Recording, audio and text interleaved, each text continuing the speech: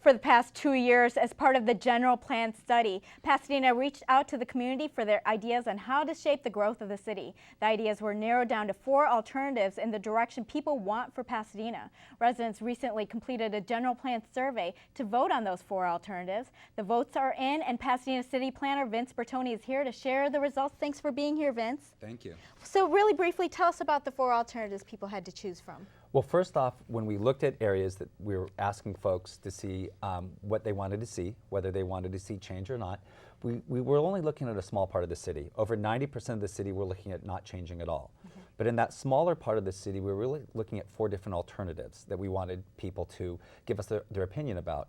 The first alternative, Alternative A, was one that in essence took most of the future growth out of the central district and moved it outside into other areas of the city. And the central district is mostly the downtown area. The second alternative, Alternative B, was one that allowed for more growth and really focusing on for jobs. Alternative C was really focused around smart planning, or in essence having growth occur near transit stations, near major intersections. And then the last alternative, D, was to really limit growth throughout the city.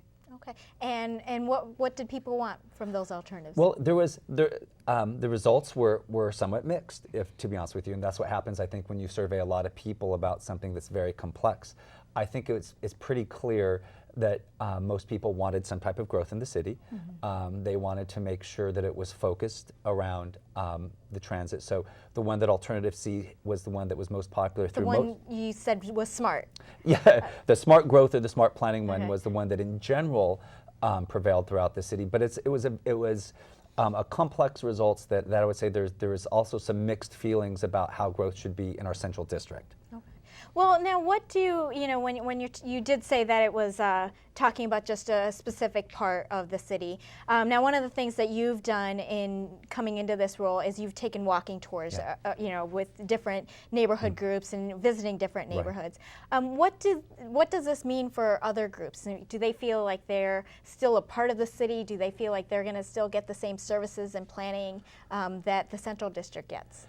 And that is a big concern when I go and talk to people in the neighborhoods in terms of making sure that we plan well for their areas too. I mean, one of the things that I've learned, and I came here at the end of February, I started walking tours in April, and I think I'm booked till the end of December and beyond. So, which means people really care about their community here in Pasadena. They want to show you. They're very passionate, they're very engaged, and they understand what's happening in their neighborhood. And I think the most important thing is that they want us to understand what's happening in their neighborhood and that they want their neighborhood to have some attention. Okay. Yeah, I mean, what struck you when you were walking through and, first maybe probably starting out in Old Town and then maybe going to the Northlake business district? What do you think was the difference in those 2 areas? Well, I think that the issues and challenges are different. I think that when you go to areas such as Northlake, they're really looking at getting more services in their area. There's some things such as restaurants that they'd like to see. They're very much concerned about having an area that is very livable, that's clean and safe and has the right types of businesses for their neighborhood, and just like what everyone would want. I think that when you look in the Central District, in the old Pasadena area, it's an area where we've had a lot of development and businesses coming in, and it's just trying to make sure that we maintain that really good balance between the businesses and the residents and so forth. Yeah, and speaking with some of the business owners in that area, one of the biggest challenges that Northlake is saying, we don't have parking. You have in Lake, in Old Town, you have the city sponsoring parking, but that's not the case in Northlake, and where the business owners are asked to provide the parking. Do you see any changes coming about with that, or? That's something that we'll be looking at as part of the general plan in terms of how do people get around the city, and also how do we deal with the parking issues, and that's something that we're very aware of in that area, Northlake, and that we need to come up with some more creative solutions. Okay. Now, before you arrived, the planning department had split up into separated from the development departments, and that was all basically so that you could have the plans and visions for Pasadena without being kind of hampered by the economic realities. But how does that impact the planning for the city? I mean, are there ideas that, we have these great ideas but won't be able to come to fruition because, once it's said and done, there might not be funding for it? Right. Well, what we're looking at really when we talk about the general plan is the real long view of the city. How do we want to change and grow for the long term, 10, 20 years? I think that we have an economic component to the general plan, and we've done economic studies as part of it to make sure that it makes good economic sense, but good economic sense over the long term. This is all about building a city and maintaining a city that's going to be healthy over the long term, not just the short term. Okay. Well, I know that the two departments were split, but ultimately things like codes and those are still coming through the planning department, right?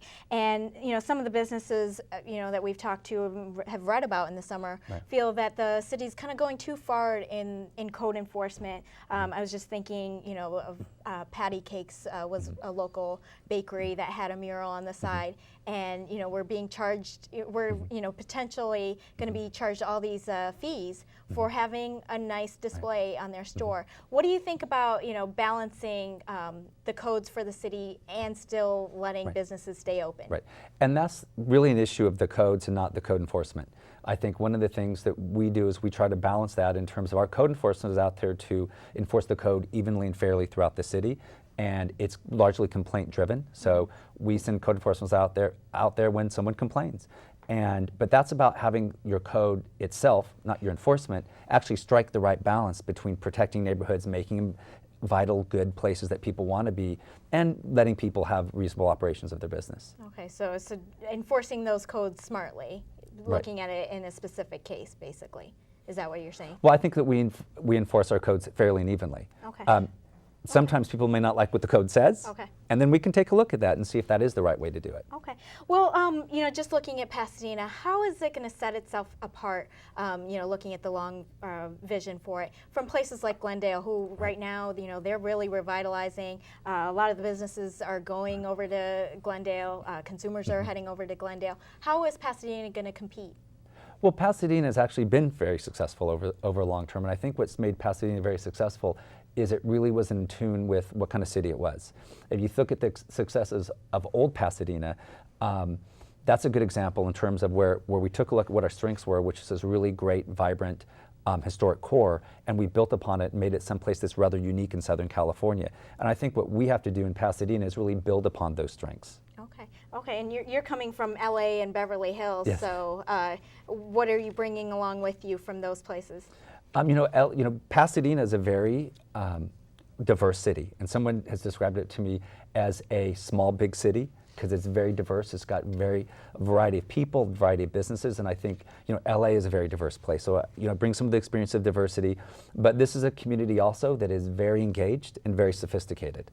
And that's something I dealt with a lot in Beverly Hills, a very involved, sophisticated community. Well, LA is a little bit bigger, so it might be more of a challenge to get everyone engaged. But we thank you for engaging us and coming on the show, and we hope to have you on again. Thanks. All right, thanks.